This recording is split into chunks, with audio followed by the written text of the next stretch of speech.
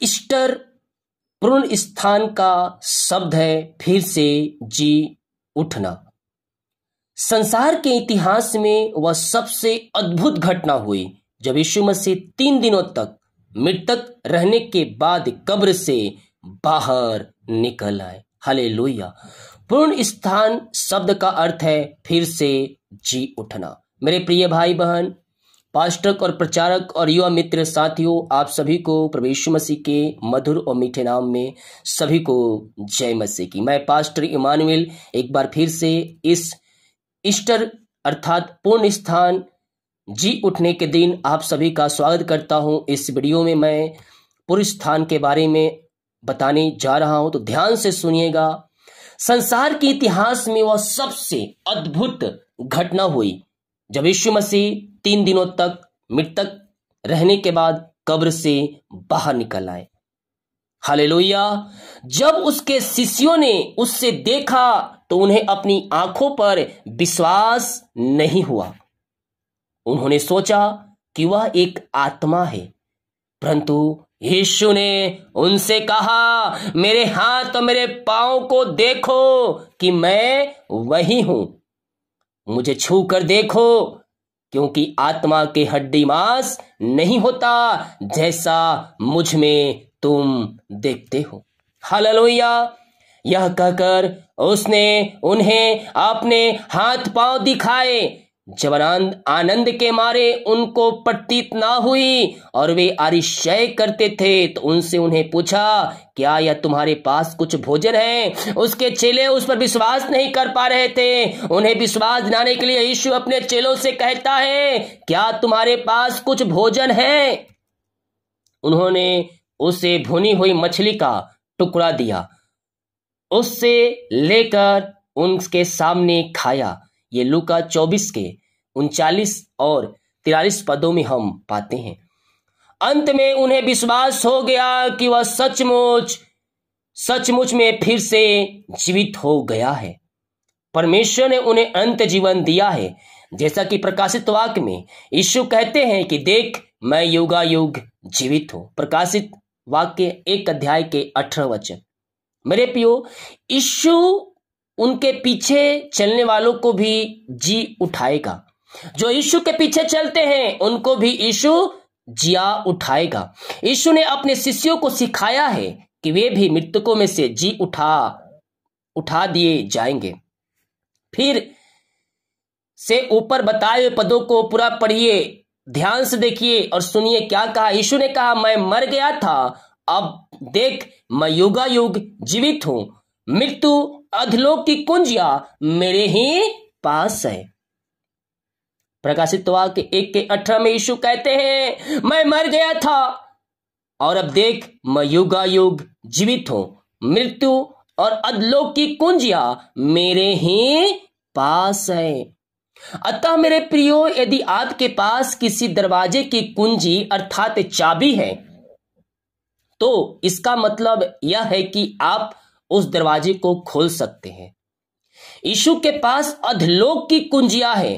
दूसरे शब्दों में इसका मतलब यह है कि यीशु के पास वह सामर्थ्य है कि वे कब्रों को खोलकर जो उसमें गड़े अर्थात सोए हैं उन्हें स्वतंत्र कर सकते हैं।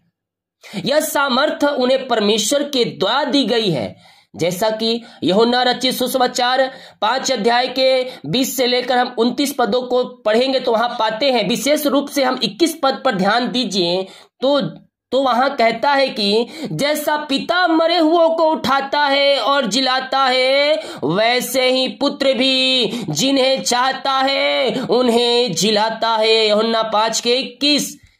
जीवन देने के लिए परमेश्वर ने यीशु को मनुष्यों को जीवन देने के लिए परमेश्वर ने यीशु को मनुष्यों को फिर से जिलाने की सामर्थ्य दी है। मेरे प्रियो, सब विश्वासियों की एक ही आशा है। क्या आशा है? कि जब युगों में परमेश्वर के जन उस दिन की प्रतीक्षा करते हुए मर गए जब वे फिर से जिंदा उठा लिए जाएंगे। कुछ के बारे में इब्रानियों का लेख हमें बताता है कि विश्वास ही की दशा में मरे और उन्हें प्रतिज्ञा की हुई वस्तु नहीं पाई, पर उन्हें दूर से देखकर आनंदित हुए। इब्रानियों 11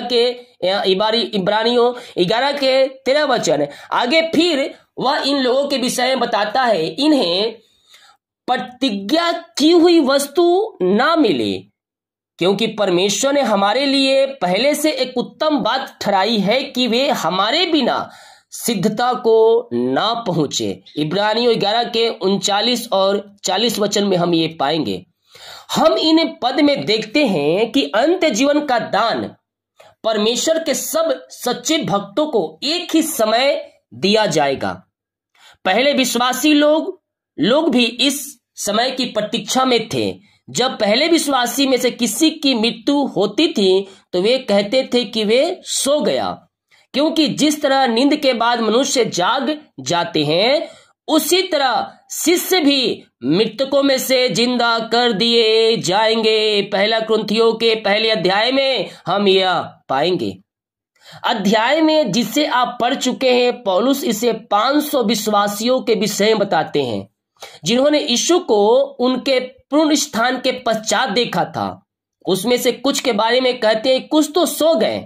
पहला कुरिन्थियों के 15 अध्याय के 6 वचन, पुनरुत्थान कब होगा, यानी कि हम कब जिलाए जाएंगे, यीशु मसीह कब आएगा, इस बात को लगभग 2023 वर्ष बीत गए जब प्रभु यीशु मसीह का पुनरुत्थान हुआ। जो लोग विश्वास से मर गए उन्हें यीशु कब जिलाएगा, ये प्रश्न है मेरे प्रियो।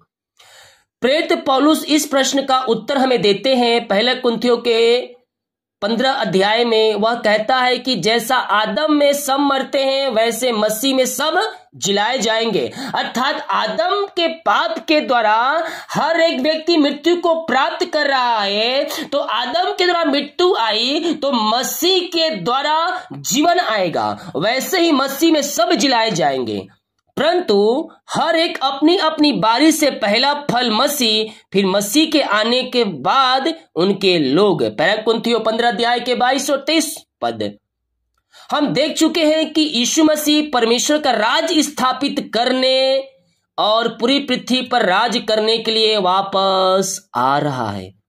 जब प्रभु यीशु यह राज स्थापित करेंगे तो वे मरे हुओं को उठाएंगे, तब वे जो विश्वासी है उन्हें अंत जीवन दिया जाएगा और यीशु के साथ पृथ्वी पर राज करने में सहायता करने के विशेष अधिकार का आनंद उठाएंगे।